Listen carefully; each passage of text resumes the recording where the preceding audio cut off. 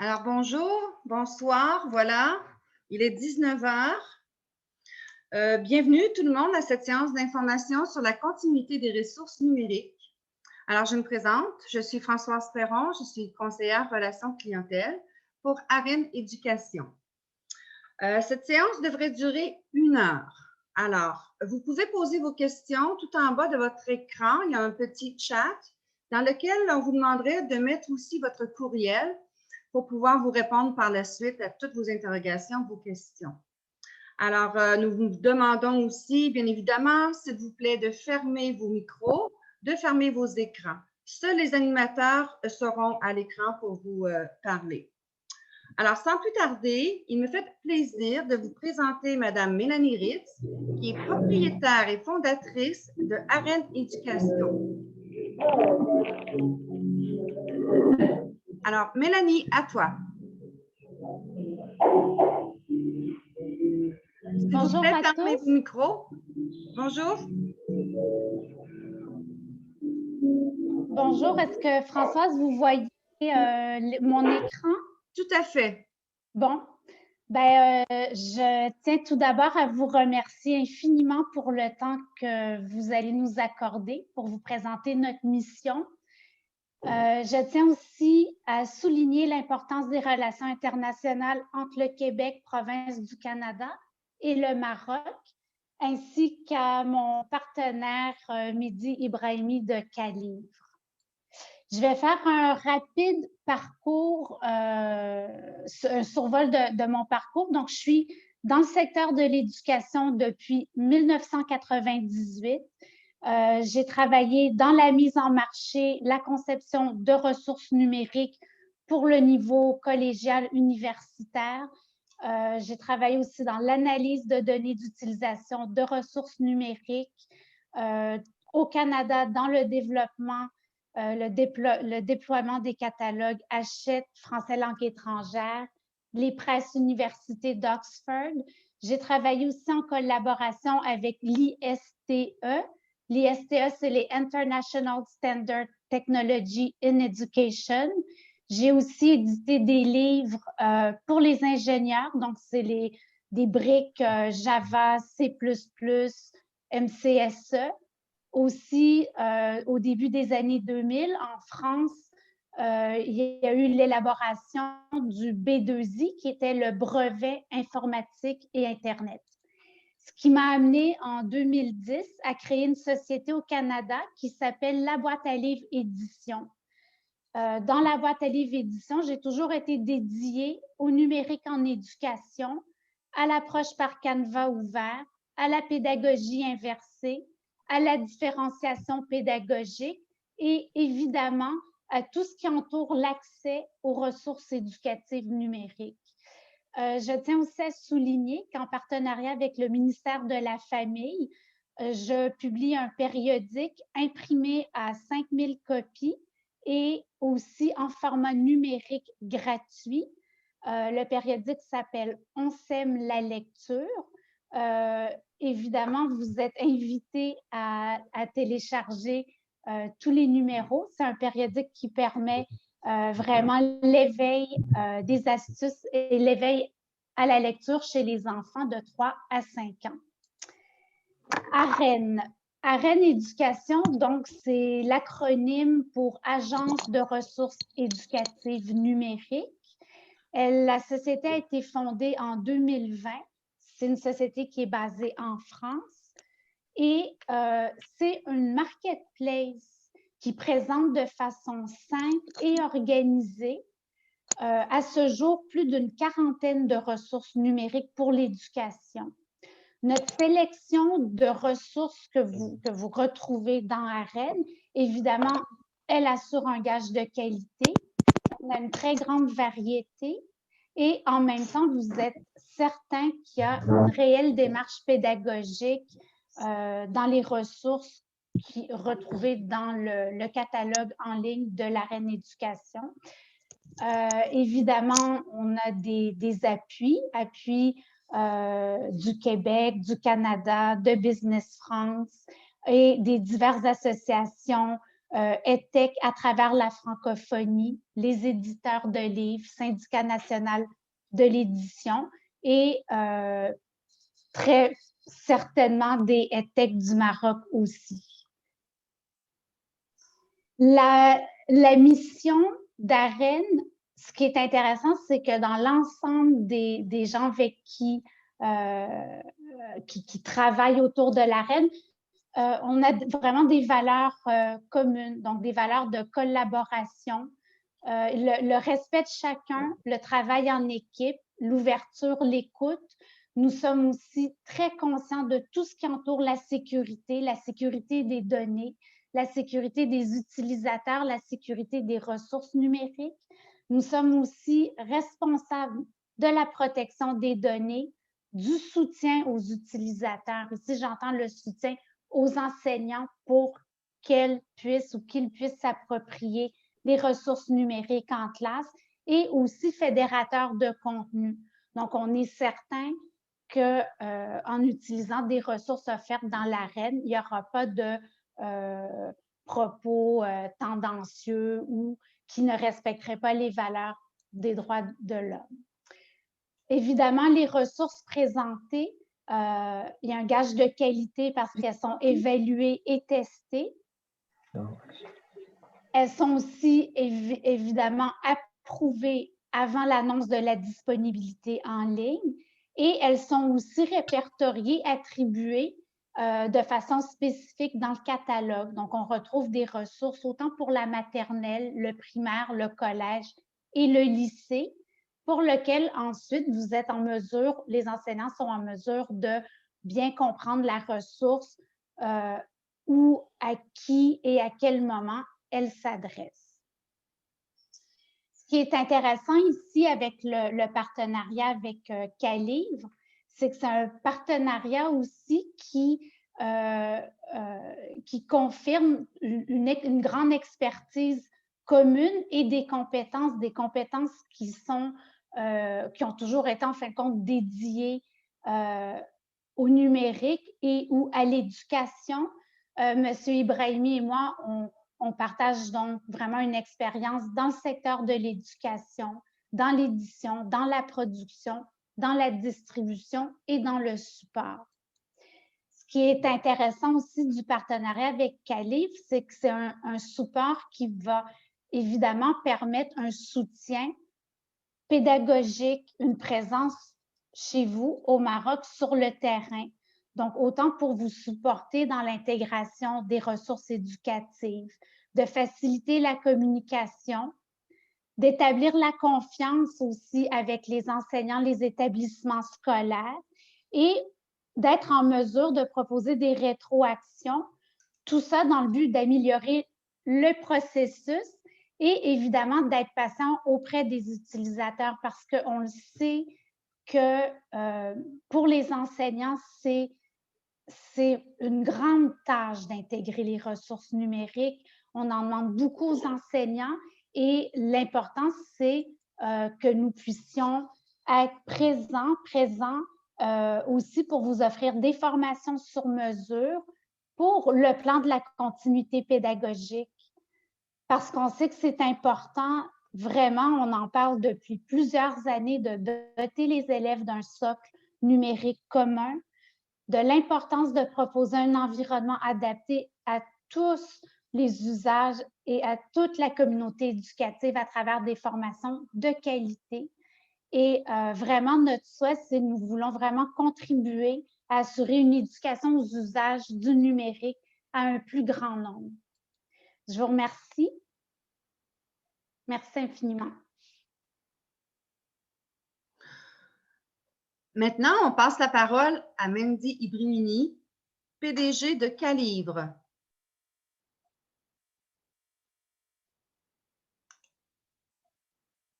Bonsoir. Vous m'entendez?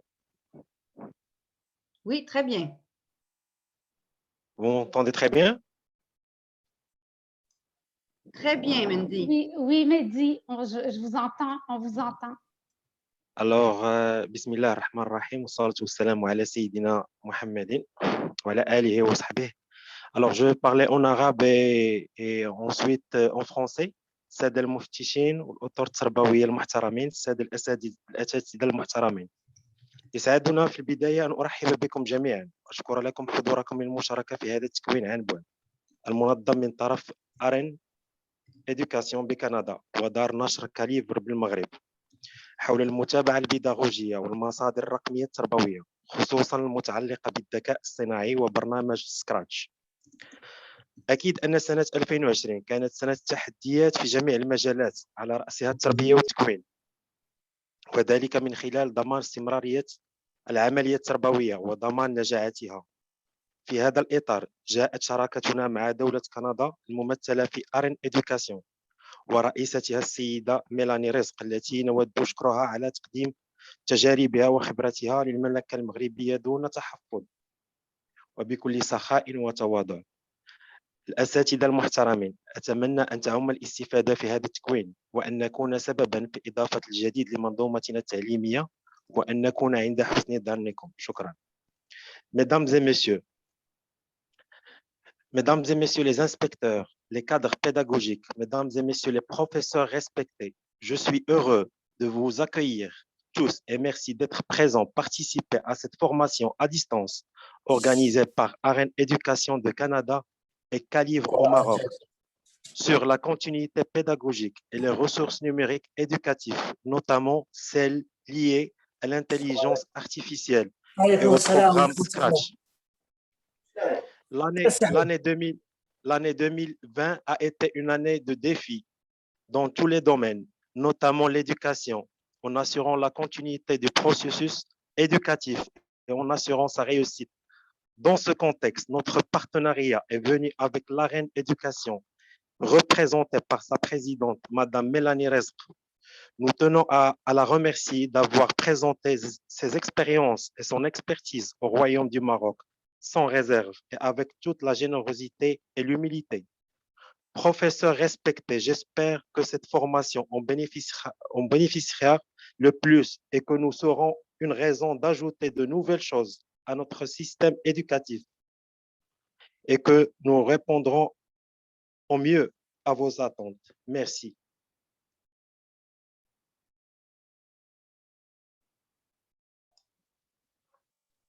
À vous la parole, Madame Françoise. Alors, merci beaucoup. C'est bon? Merci. Excellent.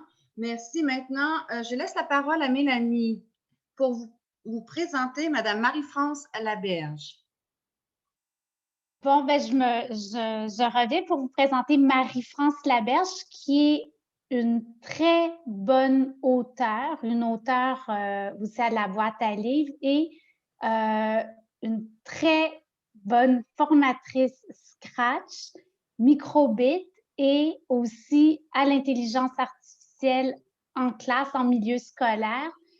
Ce qui est très intéressant du parcours de Marie-France, c'est qu'elle est aussi enseignante et c'est intéressant parce que ça permet vraiment un témoignage pour tous les enseignantes qui se sentent un peu stressées avec l'arrivée de tous ces grands mots, le codage, la programmation, l'IA, quoi faire, comment faire. Donc, je donne la parole à Marie-France, qui, j'espère, va vous inspirer. Alors, bonsoir tout le monde. Vous m'entendez bien? Oui, on t'entend très bien, Marie-France. Oui. OK, parfait. Alors, je vais commencer par vous dire que je suis depuis plus de 30 ans dans le domaine de l'éducation. J'ai porté beaucoup de chapeaux différents, enseignante chez les jeunes, enseignante chez les adultes, conseillère pédagogique, directrice pédagogique dans une boîte de jeux vidéo. J'ai pas une carrière en ligne droite. J'ai essayé plein de choses, ce qui va me permettre de vous parler ce soir de Scratch.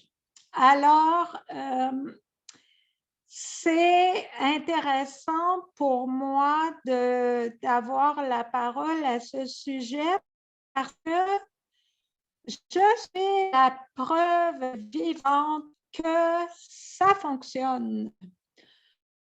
Pour dire ça, ben parce que j'ai aucun background en informatique, je ne connaissais pas, sauf que ça fait de très nombreuses années que je m'interroge en tant que pédagogue sur comment on doit outiller les enfants de ce début de 21e siècle et avec quels outils, sur quel sujet.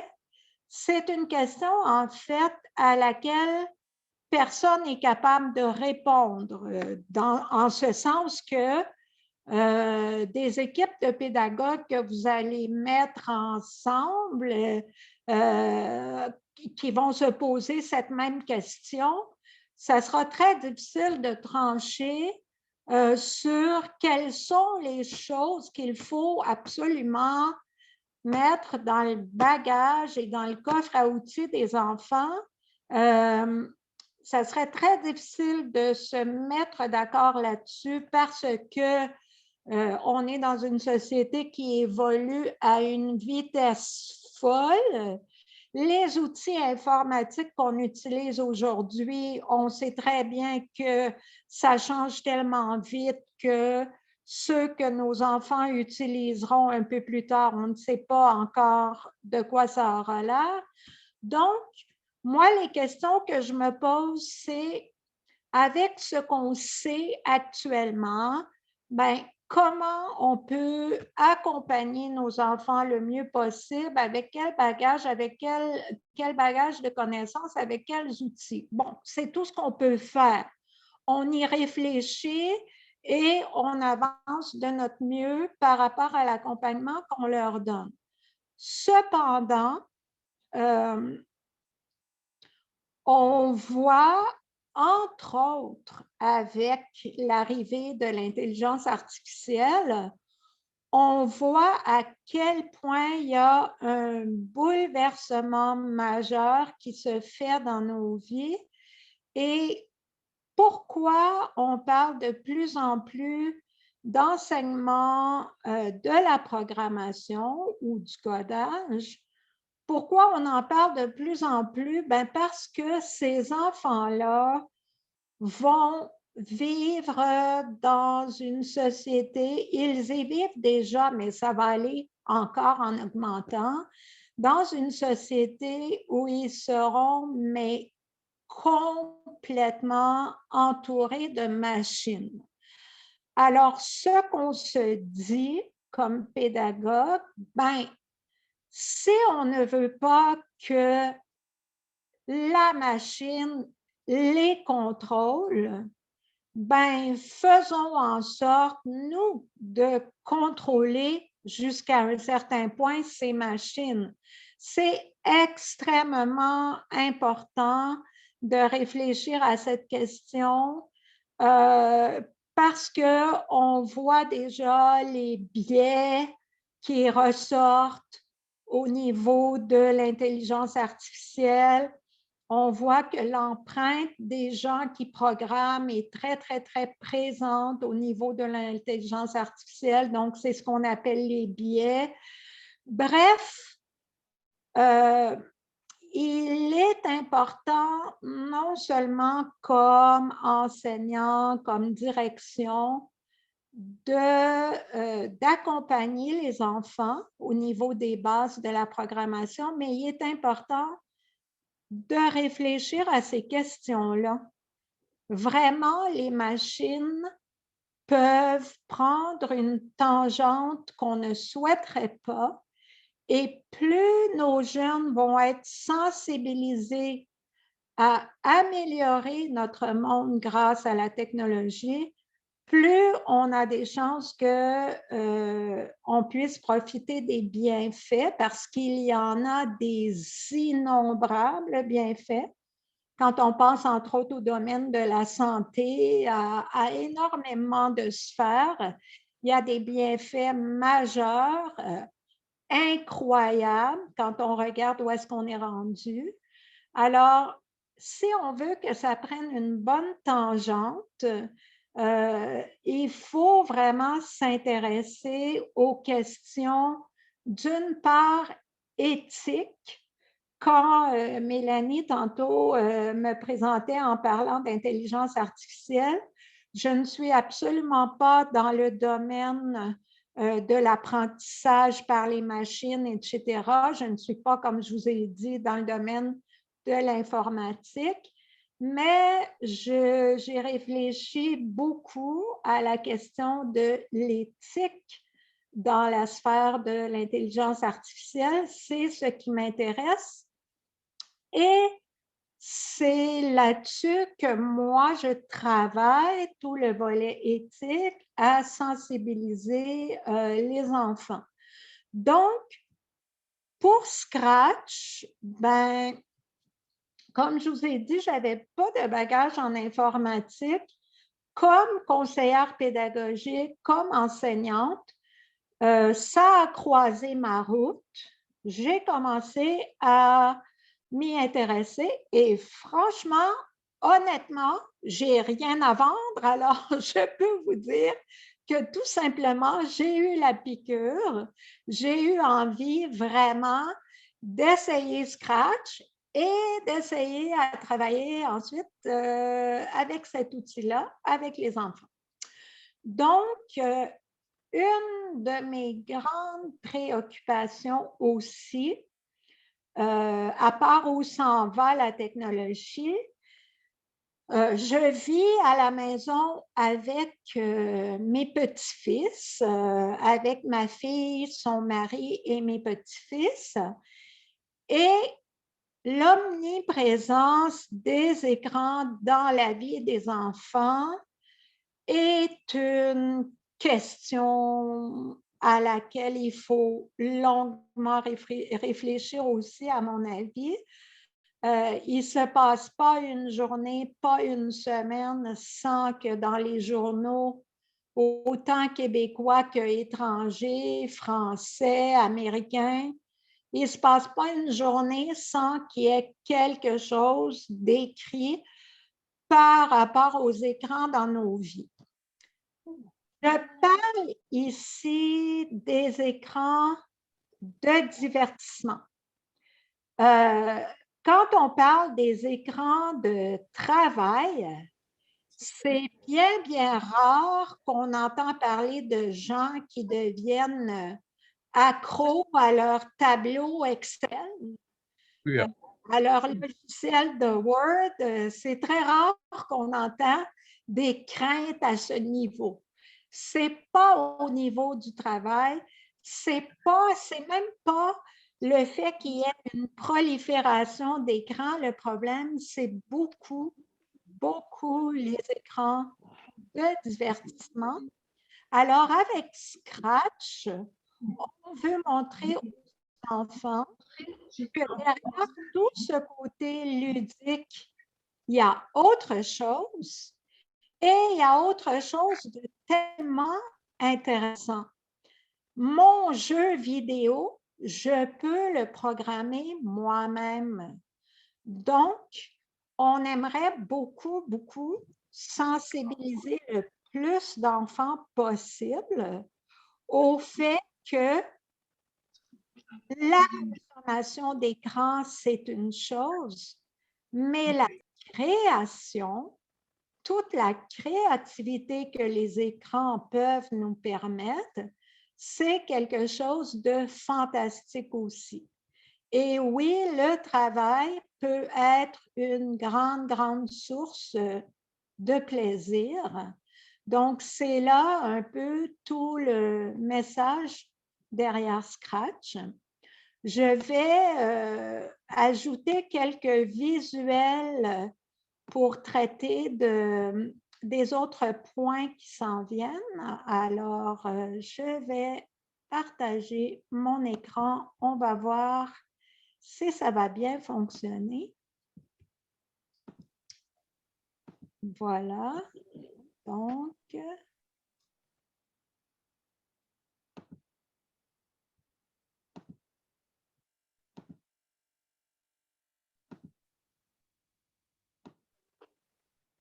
est-ce que vous voyez bien ce que j'ai mis à l'écran? Tout à fait. Tout à fait. OK, parfait. Alors, base du codage, oui, mais créativité, c'est très important aussi. Alors, j'ai écrit ici, faisons en sorte que tous les enfants aient la possibilité de devenir créateurs plutôt qu'uniquement consommateurs des environnements technologiques. Alors, moi, je sais qu'ici au Québec, par exemple, il y a Fortnite qui est un jeu qui rend beaucoup de parents fous parce que les enfants ne sont plus capables de décrocher d'un environnement comme Fortnite. Et quand je parle de consommation d'environnement technologique, ben ça en est un exemple. On est rendu tellement loin dans la qualité de ce qu'on peut présenter aux enfants comme jeu, qui sont totalement avec leurs écrans dans un environnement de divertissement qui les rend très, très, très accros. Et j'entendais une psychologue cette semaine qui disait, quand on est dans cet univers de divertissement constamment, c'est pas vrai qu'on peut peser sur le bouton, fermer la machine et être en mode travail. C'est vraiment difficile de décrocher tellement ces environnements-là sont rendus immersifs. Alors, oui, c'est important de pouvoir amener les enfants à devenir créateurs plus que consommateurs, si possible. Et j'ai bien écrit tous les enfants, et pas dans le sens qu'on veut en faire des programmeurs. C'est pas l'idée. C'est pas on sait très bien qu'on n'a pas besoin d'armée de programmeurs. On aura besoin de beaucoup, oui, c'est clair. Mais c'est pas du tout dans le but d'en faire éventuellement des programmeurs. C'est faire connaître aux enfants que le codage existe et certains parmi ces enfants auront la chance de découvrir ça à l'école. Ils n'ont peut-être pas eu la chance de découvrir ça ailleurs. Alors, on veut faire en sorte que tous les enfants touchés au codage et ceux qui seront intéressés. S'il vous plaît, fermez vos micros. S'il vous plaît, vous pouvez fermer vos micros aussi.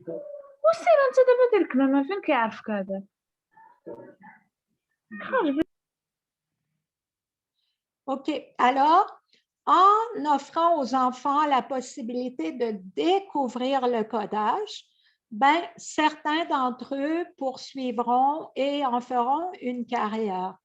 Pour les autres, il s'agit tout simplement, ce qui intéresse beaucoup les enseignants, de les amener à développer la logique, la résolution de problèmes, la collaboration, la créativité, etc.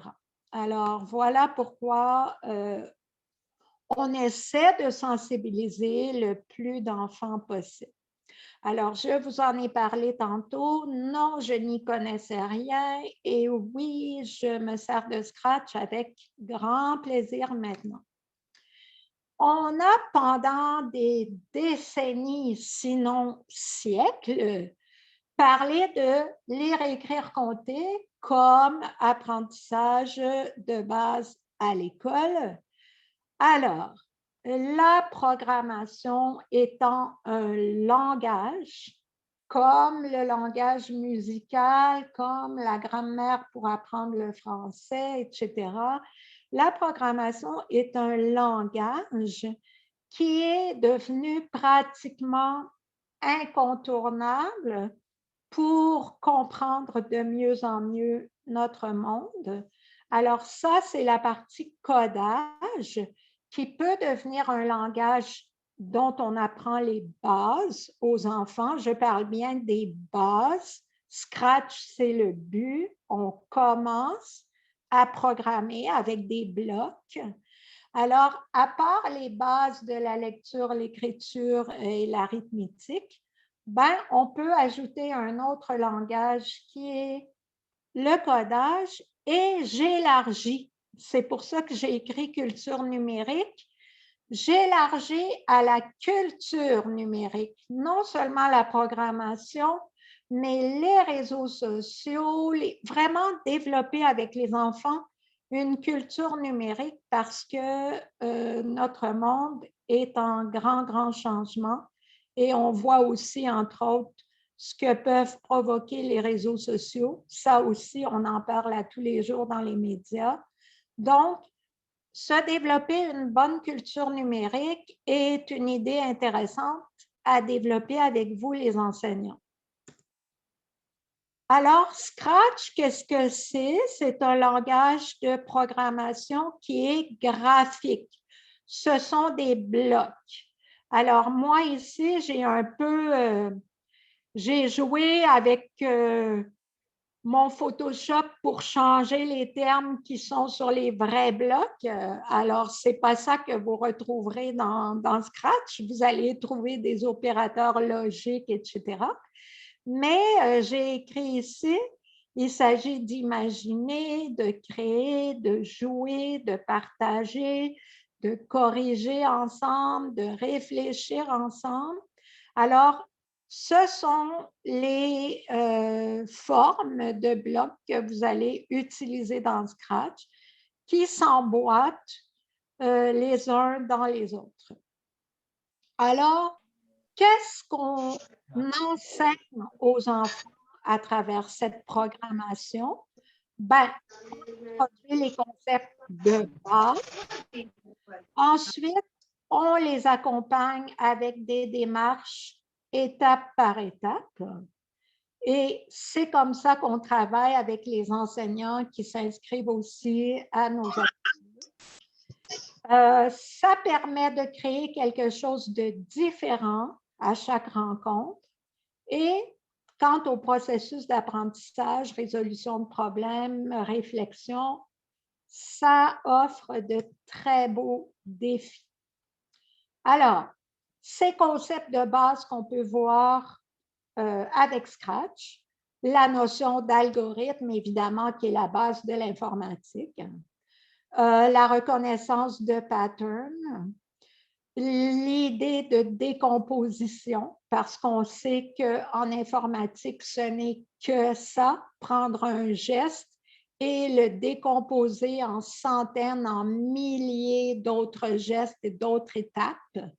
Alors, le concept de décomposition, le concept d'abstraction, évidemment, parce que c'est un langage avec ses propres codes, ses propres symboles.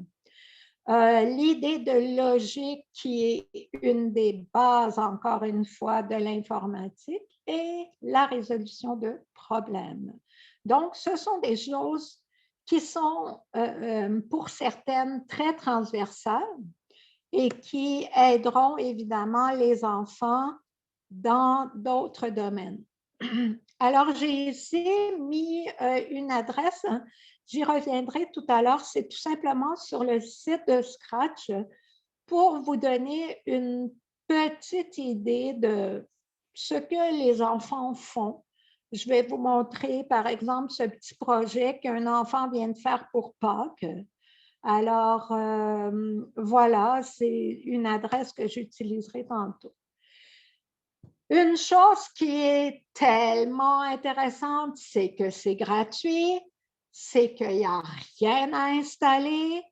Pour les profs qui n'ont pas l'habitude, vous entrez sur le site web et vous pouvez programmer directement. C'est merveilleux, pas de trucs de téléchargement et d'installation et tout ça. Il est utilisé mondialement, mais vraiment mondialement. J'ai participé il y a quelques années au colloque de Scratch à Boston parce que Scratch est né au MIT, donc la réputation n'est plus à faire. Alors, au MIT à Boston, il y avait vraiment dans nos ateliers de travail des gens de partout dans le monde. C'était passionnant.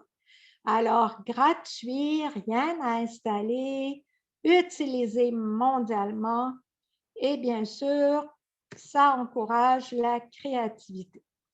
Alors, il est traduit en 70 langues, très facile d'ajuster la langue sur le site.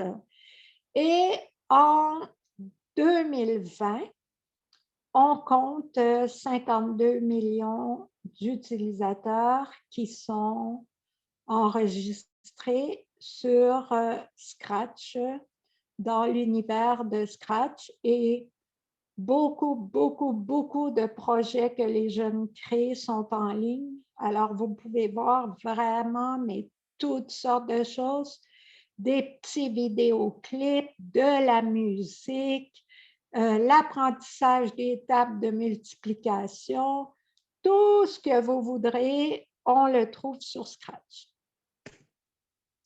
Alors, quand on offre des ateliers, on offre des ateliers de base avec les blocs, les principaux blocs, avec les concepts de base qu'on a besoin de connaître. Et c'est l'enseignant, ensuite, qui peut vraiment continuer par lui-même à développer ses compétences, qui peut développer ses compétences avec les élèves. Beaucoup d'enseignants le disent aux élèves. Moi, je commence en même temps que vous. On va travailler ensemble. On va voir ce que ça donne. Nous, on vous offre les bases pour que vous puissiez, dans vos milieux respectifs, continuer à développer vos compétences.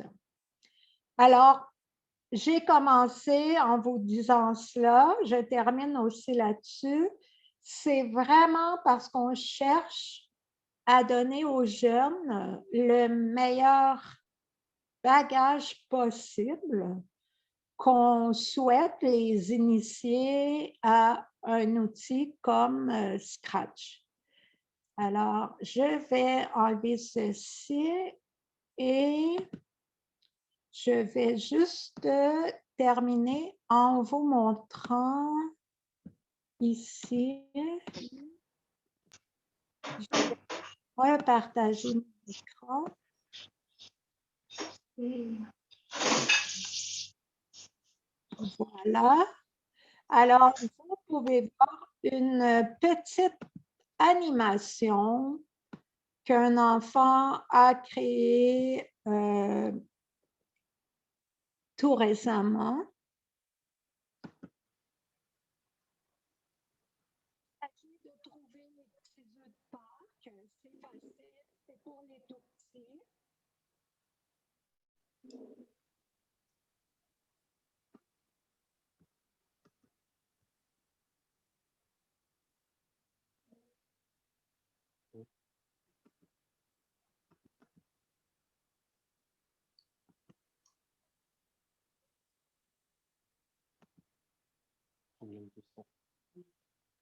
Marie-France, on ne t'entend plus.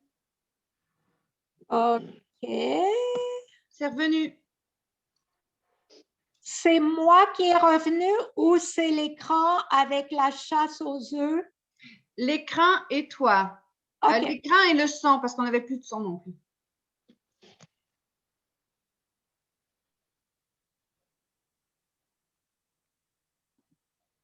OK. Alors, on a un petit problème pour qu'à l'écran, le petit jeu démarre, je ne sais pas pourquoi.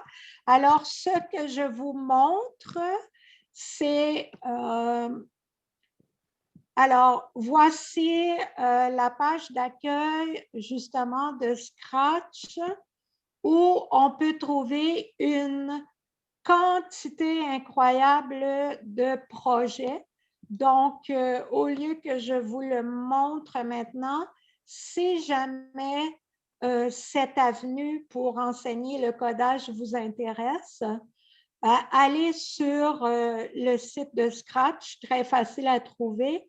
Et dès la première page, vous avez une grande quantité de projets qui vous donnent une très bonne idée de ce qu'on peut faire. Alors, je vous laisse là-dessus en espérant que vous aurez le goût de vous y mettre. Voilà. Merci beaucoup, Marie-France. Très intéressant. D'accord. À la prochaine. Merci. Maintenant, on passe la parole à Mélanie, si vous voulez bien revenir, Mélanie. Je suis là. Bonjour. Merci, Marie-France. Je tiens aussi à préciser ce qui est intéressant, c'est évidemment pour un enseignant et sa classe d'avoir une formation un peu comme ce que Marie-France peut offrir, donc une formation déjà en classe, même à distance, une formation peut être offerte. Et en complément, ensuite, par exemple, dans l'AREN aussi, il y a des ressources comme Coding Park ou Impala qui permet de continuer aussi. Donc, évidemment, d'avoir une animation de démarrage qui permet aussi en même temps aux enseignants, comme Marie-France expliquait, d'apprendre en même temps qu'on apprend, que nos élèves apprennent et ensuite d'assurer des ateliers, des activités pour poursuivre tout au long de l'année. Je vais, Françoise, on peut repasser le micro à notre partenaire, M. Ibrahimi. Tout à fait pour le mot de la fin. Merci. Merci. Allô? On vous entend très bien. Alors, tout d'abord, je veux remercier M. Alain Olivier, il est avec nous, de sa présence à ce webinaire. M. Alain Olivier, directeur Bureau Québec à Rabat. Bonsoir. Et je tiens à adresser mes plus vifs remerciements à Madame Marie-France Laberge pour cette formation et nous adressons enfin nos remerciements aux participants à ce webinaire et espérons que l'événement a été à l'auteur de vos attentes. Nous tenons aussi à remercier Mme François Perron qui s'est disponible pour nous et a fortement participé au bon déroulement de cette soirée. Merci à tous. Espérons vous revoir très prochainement. Ramadan Mubarak, bon Ramadan. Merci, Mandy. Bon Ramadan. Bon Ramadan. Merci infiniment pour la formation et pour le partage. Merci.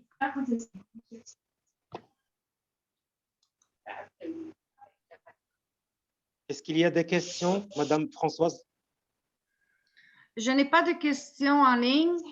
Par contre, plusieurs personnes sont intéressées à voir les vidéos de la présentation. Très bien. On va distribuer la vidéo et aussi les certificats pour tous les participants à ce webinaire. Très prochainement. Comme il reste peut-être quelques minutes, je ne sais pas s'il y avait peut-être des questions qu'on pourrait répondre aussi de suite. Je ne sais pas, Mehdi, qu'est-ce que vous en pensez? Comme on avait alloué 1 heure pour… Oui.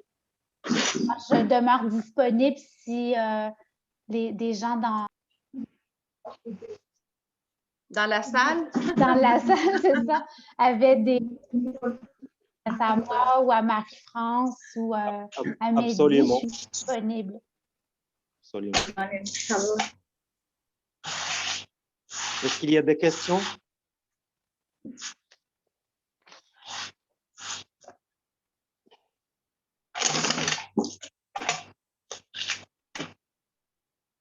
Madame Françoise, est-ce qu'on peut ouvrir la parole pour les participants? Oui, ils peuvent peser sur leur micro en bas de leur écran. Ils peuvent activer leur micro.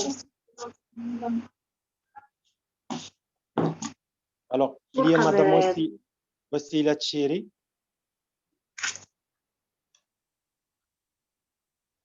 Bonsoir.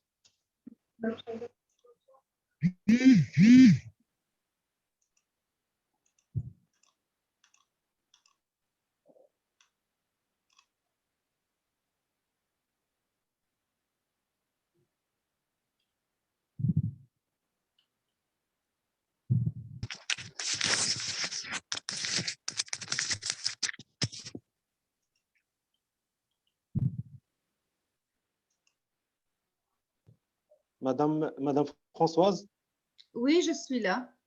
est-ce que vous pouvez donner la parole à Madame Wassila Tchiri? Comment tu écris le prénom? O-U-A-2-S-I-L-A Tchiri. T-C-H-I-R-I. Je la cherche dans la liste des participants.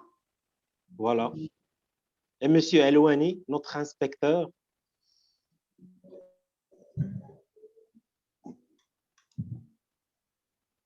Vous m'entendez, Madame Françoise? Oui, je vous entends, je cherche, Mandy. Et Monsieur Elouani, E-L-A-L, Monsieur Elouani, E-L-A-L-O-U-A-N-I.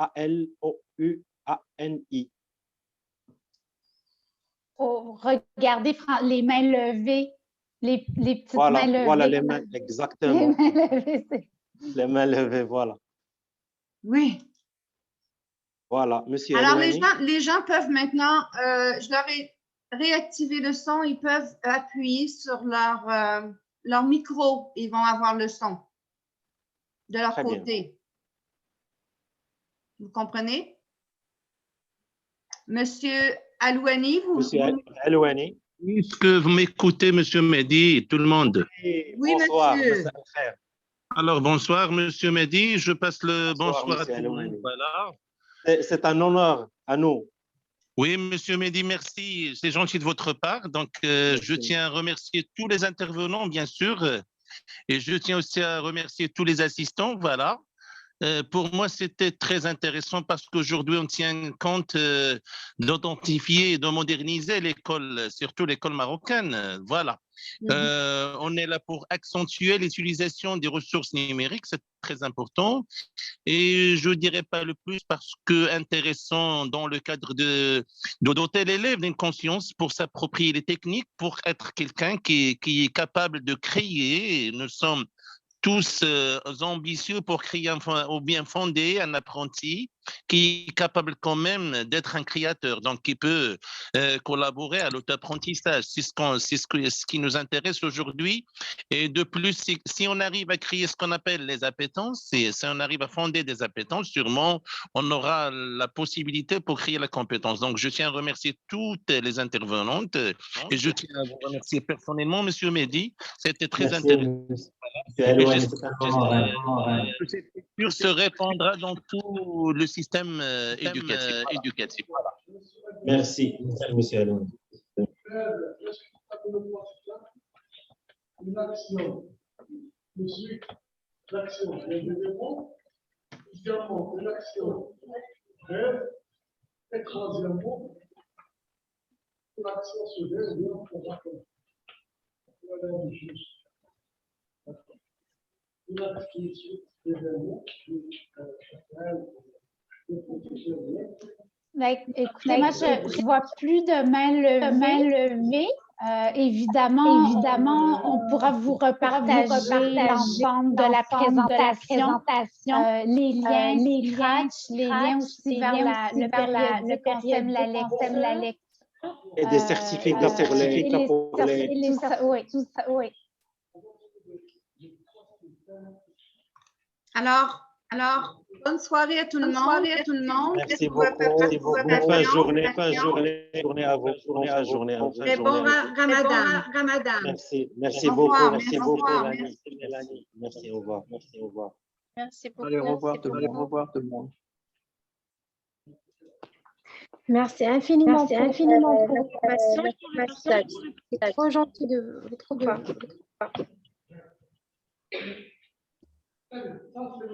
Merci infiniment, madame. Merci à vous. Merci infiniment.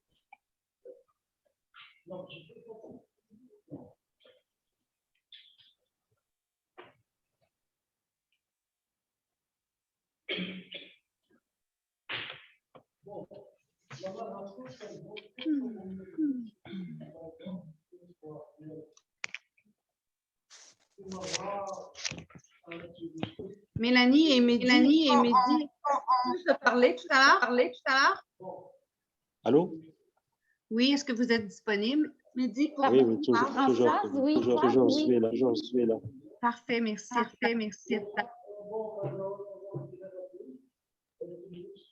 Merci, Madame Françoise.